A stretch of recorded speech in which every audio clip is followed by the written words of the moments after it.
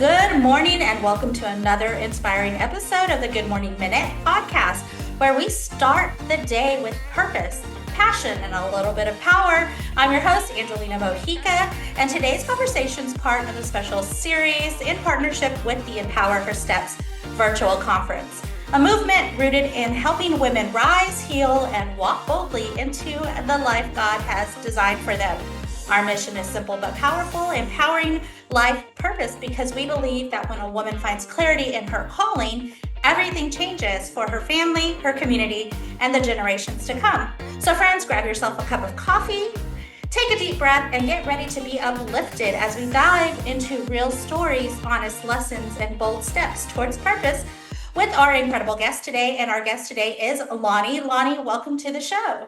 Thank you so much for having me, Angelina. Absolutely. So, Lani, I got to know you a little bit through your bio, but our listeners don't quite know you. So, why don't you take a few minutes and just introduce yourself? Sure, thank you. So I was born and raised in Hawaii. My life experience is wife, mother, daughter, grandmother, and all of that has led me to where I am today in finding my purpose in helping others lead healthier, more activated lives through self-care. Mm.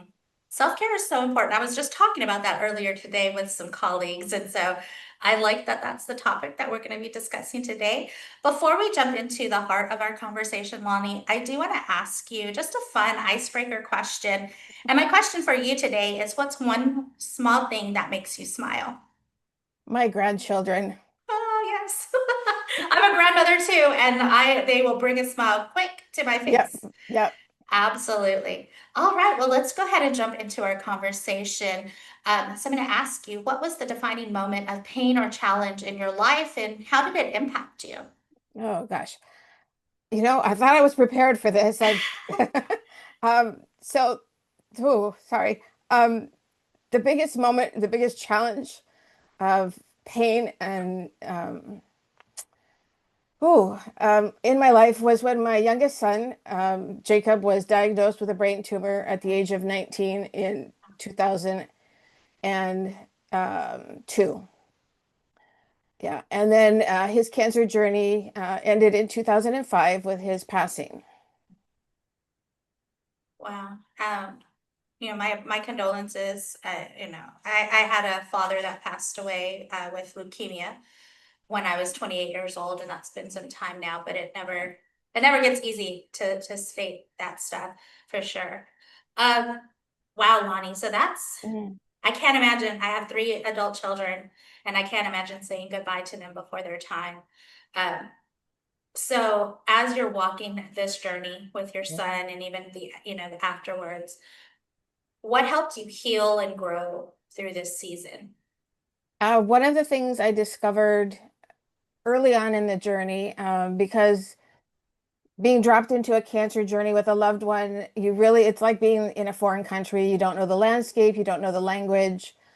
And at the same time, I was finishing a master's degree and working full time. And so I realized that I needed to find some simple self-care tools and habits that were going to sustain me through this journey. Mhm. And really started focusing on how I could do that, starting with a daily routine, like first thing in the morning, just simply having a few minutes to meditate, to write in a journal. Started with a gratitude journal, because in those times, sometimes it's hard to find things to be grateful for. And so bringing up at least three things I could be grateful for in the day really helped me start to build those habits. Wow. Self-care during a time of grief and loss is vitally important, Yeah. definitely. Um, and I can see, just kind of walking through that, uh, how it would help you kind of heal and grow. And just a reminder out there too, like, healing is a process, and it's not Hmm. a linear process. It's more of a spiral, or It's- roller coaster, whatever, yeah. loops and turns and all those things. It's a Uh, life journey. it definitely is. And like I said, experiencing the loss of both my parents before I turned 30, uh, even now, like I still miss them. Mm-hmm. The pain may not be as significant as it was for me 20 years ago, Mm-hmm. but it's still there, it's still Yeah. there. That the absence of them has, still have that void for sure. Mm-hmm. Uh, so as you're going through this and as you're discovering this self-care being something that's important to you during this time, um, how did you, or when should I say, when did you begin to sense that there was purpose behind the other side of your pain? Yeah, that was a great question because you talked about how it's not linear. There's no time limit. One of the things that I really appreciated learning was that our grief journey is something that we grow with. We Mhm. don't, people kept saying, you'll get over it, or, we just learn to grow with that. And it doesn't happen overnight. Like you said, years later, you still have those moments where something will impact you that brings back all of those feelings and emotions. But the pivotal point for me wasn't until 10 years after my son had passed. When I turned 60 years old, I thought this is a big moment. So I'm going to take a week off of work. I'm going to go on a women's retreat. And I knew at that point that I wanted to rebuild a business I had started, Alakaʻi Associates, with a new perspective. And so I was clearing out my office space, creating new energy for that creativity. And I came across an envelope in the back of my closet with the MRI films of my son's tumor. And I just lost it. I just cursed cancer up one side and down the other. I sought out the largest black trash bag I could find, threw that film in there, marched out to the garbage can, slammed the lid on it, and then came back in and had a very long cathartic cry. But what happened at that moment was that I realized I had been working for the American Cancer Society for that 10 years since my son's diagnosis, and that I had been in this disease focused space. And at that point, I realized cancer did not define me, and I needed to move into a wellness space. And that was the rebirth of my Alakaʻi Associates business and my passion and my purpose to help others lead healthier lives, to have an impact. One of my favorite sayings is helping one person might not change the world, but it could change the world for that one person. And if I can do that one person at a time, then I am fulfilling my purpose. Oh, and that's such a good mindset because a lot of us that want to help people want to go out and just like help the world and change the world, but the reality of that being something true, it's not you that can do that, but you can do it through influencing of others, right? And by helping one person, hopefully they pay it forward, and Hmm. you start a chain or a ripple effect Right, right. in that, for sure. So, Lani, how has your story shaped who you are today? So in the time that Jacob was going through his cancer Mhm. journey, and like I said, I was finishing up my master's degree. I switched my focus from organizational communication to health communication, and wrote a paper in one of my courses about the experience of being dropped into this world of health systems and being unfamiliar and strange territory. And my professor gave it back to me with a comment that it would be the chapter of a book I would write one day. And I thought, well, that's a very nice comment.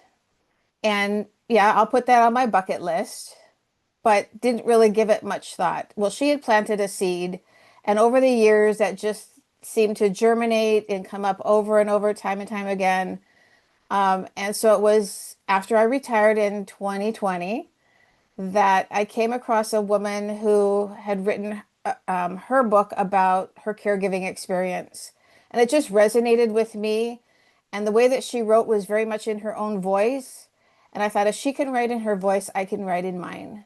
And so I began the journey of writing a book, which was published in 2023, called Under a Full Moon and a Guiding Star, which really is a memoir and a guidebook of the lessons of self-care that I learned through a lifetime of caregiving. Isn't that amazing how like telling our story truly sets us free from a lot of the pain. Again, healing is a journey and it's a lifetime journey, but it doesn't keep us locked in that situation. We actually move past it. So we go through the storm to get to the other end of it. And I like that, it's something that you knew you were gonna have to do because there was so many things that were just affirming. Yeah, you need to tell your story. You need to write it Yeah, down. You need to, yeah, share it with others. yeah, Wow, that is so beautiful.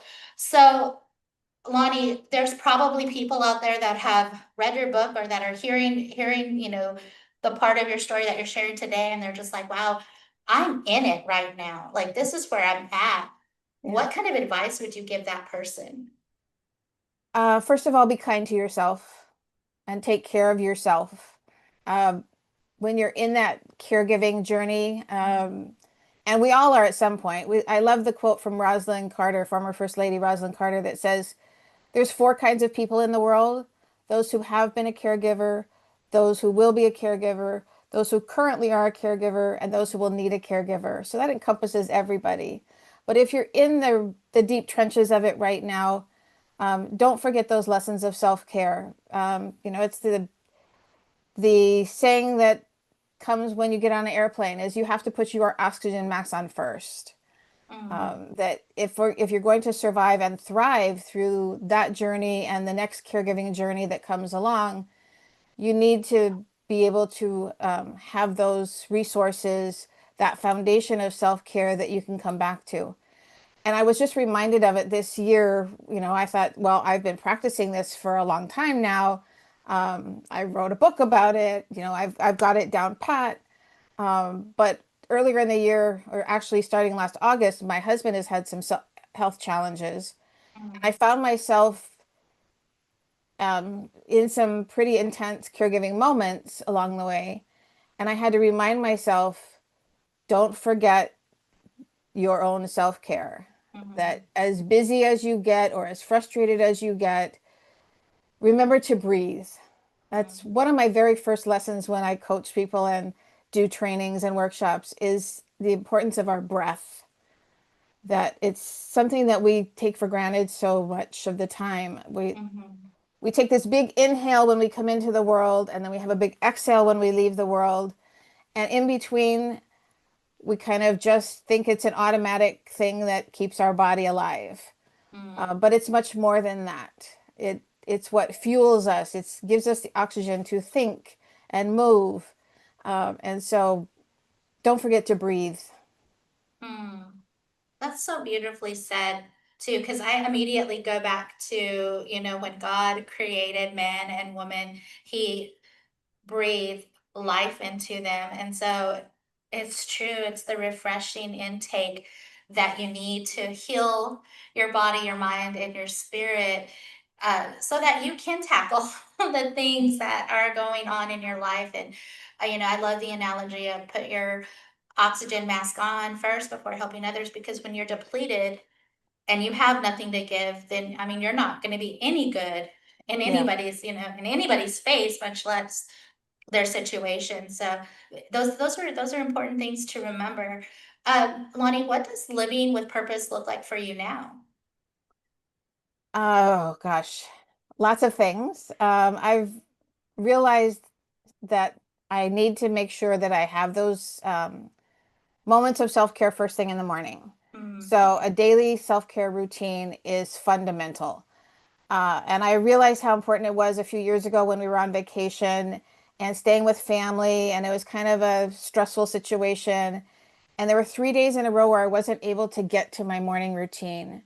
And by mm, the third day, I could just feel the tension building within me mm, and holding my breath. And I just had to excuse myself and go reset. Um, do my breathing, do my meditation, write in my journal, and realizing at that moment that that was fundamental to my well-being. mm, The other thing is that I found passion in writing. So much so that after the first book, I didn't think there was going to be a second book, but there is. I'm currently writing the second book that will take people a little bit beyond what I wrote about in the first book and this Mm. one. But again, more reflection on self-care, but with a little different perspective. Wow.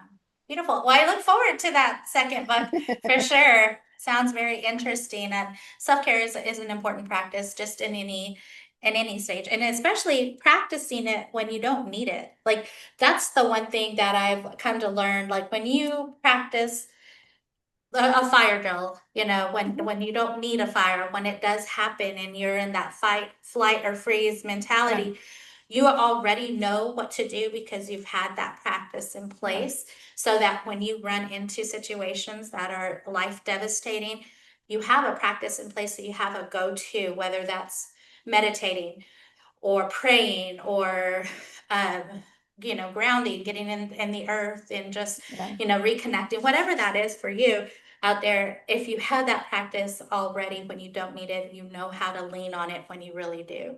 So yeah, I think that's important. yeah. Lani, go ahead. I was just going to say that part of that passion for writing comes from my lifetime of journaling. Mm-hmm. And so I also do journal workshops to help people sort of get past the image or idea that they have about what journaling is, because a lot of Mm-hmm. people think that it's long pages or it's a diary that, you're just venting about things. Some people, a gratitude journal doesn't necessarily hit the spot for them. And so I do a journaling workshop to kind of help people discover what journaling can do for them Mm-hmm. and their own unique way of doing it. Mm-hmm. Oh, that's a good tool. So anybody listening out there, FYI, that that's an offer right there that Lonnie has for you guys. Um, as we start rounding out our conversation, Lonnie, I do want to ask you a question of legacy and impact. If today were your last day, what would you want to be remembered for? Oh, I think that having an impact on someone's life Mm-hmm. uh, really is has become so rewarding for me, that the feedback I get from people about, whether it's a workshop that I do or the book, how it has impacted their life at a particular moment, wasn't something that I really expected.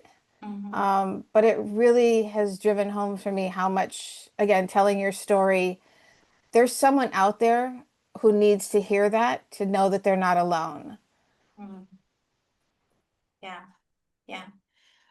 Well, my final question to you during this interview is, if you could leave maybe a bit of truth or a word of encouragement to anyone out there listening that is still trying to figure out what their purpose is, what would it be? Ooh, that's a really good question. Um, I would say, you know what? I'm going to go to my meditation post that I wrote this morning. Many doors, open as many doors as possible.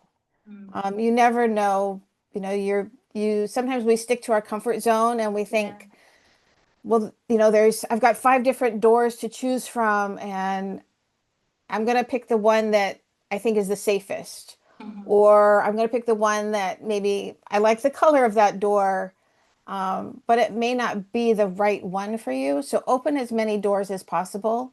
Hmm. Be open to possibility. Be open to change. Um, just once you start to open those doors, you will find your alignment with your purpose. Hmm. Such good, wise words Thank from you. someone that has been there, done that, and wrote a book, right? Yeah. Well, Lonnie, if somebody did want to get in contact with you, maybe participate in your journaling workshop, how can they do so outside of this podcast? They can go to my website, which is www.alakaʻi Associates, that's ALAKAI Associates.com, Mhm. and just send me a contact message, and we'll go from there. I'm also on Facebook, both under Lani Almanza and Alakaʻi Associates. On Instagram, it's Honumam underscore, Honumam one underscore. Honu is the Hawaiian word for green sea turtle, which if you read my book, you'll understand why. So that's Honu Mom 1_. And then also on LinkedIn under Lani Almanza. Wonderful. And if you didn't catch all that information, that's okay, because it'll be posted along with this interview on our social media information. So friends, and Lani, I just said, thank you so much for sharing your heart, your story, and your light with us today. It's conversations like this that remind us purpose isn't about perfection. It's about showing up and growing through the things that we go through and trusting that every step matters. Here at the Good Morning Minute, and through the Empower Her Steps movement, we believe every woman has a calling worth discovering and a voice worth using. So wherever you are today, friend, remember your purpose is powerful and you're not walking alone. Until next time, keep rising, keep trusting, and keep walking boldly into the life God has designed for you. I'm Angelina Mojica, your life coach, sending you much love, much peace, many blessings.